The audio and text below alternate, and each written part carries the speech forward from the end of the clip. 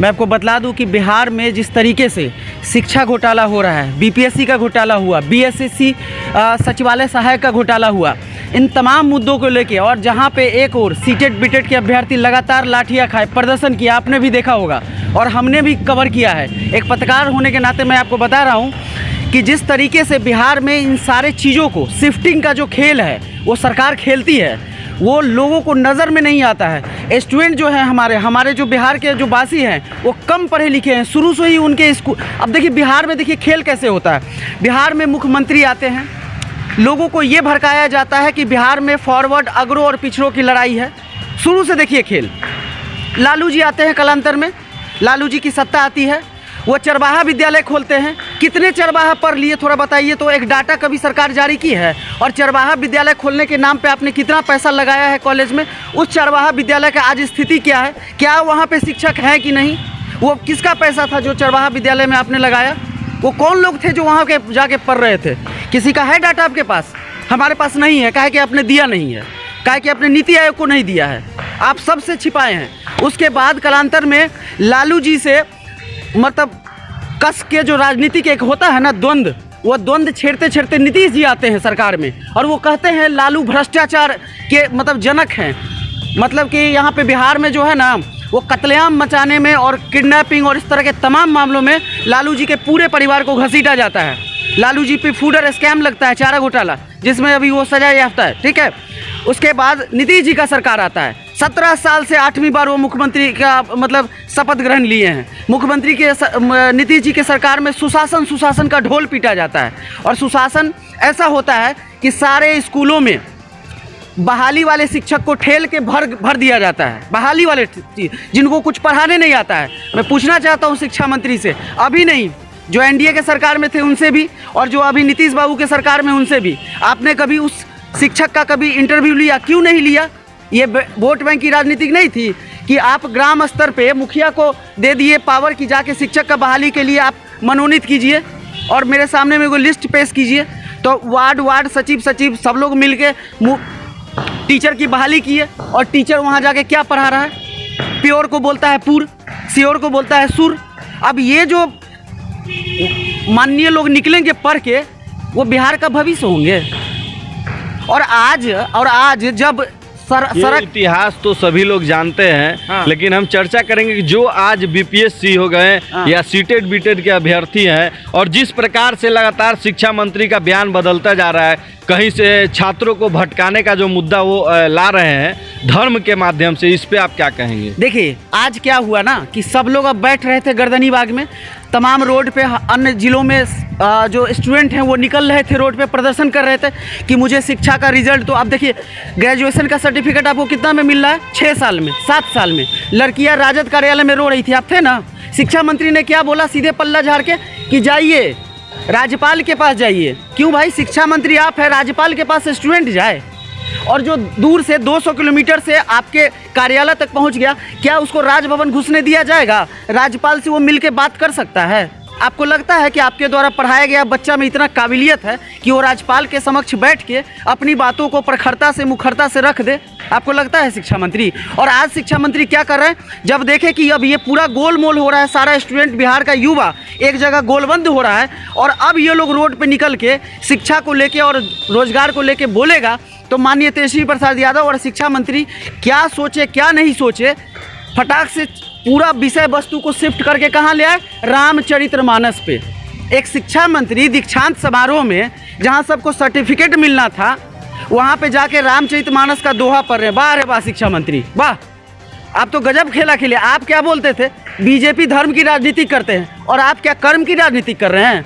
आप क्या किए ना कि सारे सब्जेक्ट को लेके रामचरितमानस और तुलसीदास तक लाके सीमित कर दिए। अब बिहार के वो जो गणमान्य स्टूडेंट थे, अब वो जात पात, तुलसीदास, ब्राह्मणवाद, मनुवाद में लग गए। अब इनका काम आराम है। अब इनके राजद कार्यालय में कोई नहीं आएगा, अब इनसे कोई नहीं पूछेगा रोड पे, अब जाएगा सब ब्राह्मण के घर पे और ब्राह्मण से लड़ाई करेगा। सोशल देखिए यूट्यूब पे पूरा भरा हुआ है, ब्राह्मण को मारो पीटो, हमें शूद्र बोला, हमें ढोल बोला, ढोल पशु शूद्र नारी सब है तारन के अधिकारी। तो हम कहना चाहते हैं ढोल को पीटा नहीं जाता है, ढोल को बजाया जाता है, तब उसमें सुर निकलता है। और आप गलत इंटरप्रेशन खुद दिमाग में रखेंगे ब्राह्मण को मारने से आपको नौकरी मिल जाएगा, ब्राह्मण को मारने से आप ग्रेजुएट हो जाएंगे, कि पढ़ेंगे तब न ग्रेजुएट होंगे। अगर तुलसीदास ने गलत किया, रामचरितमानस में गलत लिखा हुआ, मैं मानता हूँ कि गलत लिखा हुआ, चलिए एक सेकंड के लिए, तो आप उसको मत पढ़िए ना, आप बॉयकट कीजिए। हम बोलेंगे हम रामचरितमानस नहीं पढ़ेंगे। और मैं पूछना चाहता हूँ, बिहार के कई % आदमी डेली रामचरितमानस और गीता का पाठ करते हैं सुबह उठ के? अरे यहाँ तो रोजगार नहीं है, यहाँ पे शिक्षा नहीं है। लोग सुबह उठ के ही सोचते हैं कि 2 निवाला के लिए कहाँ से पैसा आएगा। यहाँ तो मजदूर बैठे रहते, चलिए आपको दिखाते हैं, यही राजभवन है, उसके सामने फुट पे रात में सोते हैं मजदूर और सोचते हैं कि सुबह में कोदारी लेके कोदारी पिजाते रहते हैं। तो तेजस्वी यादव जी तो बोले थे कि 20 लाख रोजगार देंगे हम। तो तेजस्वी यादव जी से जाके पूछिए ना कि तेजस्वी यादव कई लाख को रोजगार दे दिए। जो बात मोदी जी करते थे ना कि रोजगार देने की बात हमने नहीं की थी, हमने सृजन करने की बात की थी। और गार्ड में आ जाते हैं अमित शाह जी और कहते हैं क्या पता है कि ये चुनावी जुमला था। इस पे इतना ट्रोल हुआ। सारे पार्टी के नेता, आप एक बात गांठ बांध के सुन लीजिए, सारे पार्टी के नेता काम वही करते हैं जनता को बेवकूफ़ बनाने वाला। सारे पार्टी के नेता तो कुछ बात छात्रों को बेवकूफ़ बनाया जा रहा है, एकदम बेवकूफ़ बनाया जा रहा है। धर्म के नाम पर बांटा जा रहा है। धर्म के नाम पे बांटा नहीं जा रहा है, सब्जेक्ट को शिफ्ट किया जा रहा है। धर्म कभी बटा नहीं हुआ है, सारा धर्म एक ही है। सारे धर्म में एक ही बात बताया गया है, ऊपर वाला सबसे महान, ऊपर वाला सबसे ताकतवर। हमने क्या किया, नामांकन कर दिया अपने हिसाब से। अब उस नामांकन में चीज़ों को शिफ्ट, विषय को शिफ्ट कर देना होता है। जैसे आप हमको एक थप्पड़ मारिए, ठीक है, और आप शिफ्ट क्या कीजिए पता है, ये तो हमारा प्यार था। ऐसे ही शिक्षा मंत्री क्या किए ना कि जब देखे कि अभी सारा स्टूडेंट आएगा रोड पे, सारा अब निकलेगा, पुतला दहन होगा, प्रेशर बनेगा सरकार पे, कहाँ से, तो एक खेल खेल दिए। तुलसीदास जी आज से 500 साल पहले, 1000 साल पहले, जो भी है, जो इस तरह के ब्राह्मणवादी विचारधारा, मनुवादी विचारधारा के लोग थे, आपको गाली दिए हैं। शूद्र को क्या बीजेपी सही कर रही है? बीजेपी भी तो आज किसानों को लेकर आंदोलन जो है जारी है और कहीं ना कहीं वहाँ पे आम पब्लिक को दिक्कत हो रहा है। हमने क्या बोला? जो चीज़ बीजेपी पहले करती है उसी से शिक्षा लेते हैं शिक्षा मंत्री। आप किसका विरोध कर रहे थे? हम पूछना चाहते हैं, आप किसका विरोध कर रहे थे? भाजपा का। तो बीजेपी के शासनकाल में किसान आंदोलन किया, 700 से अधिक किसान मारे गए, बीजेपी का उस पर वक्तव्य आया आपको? नहीं आया।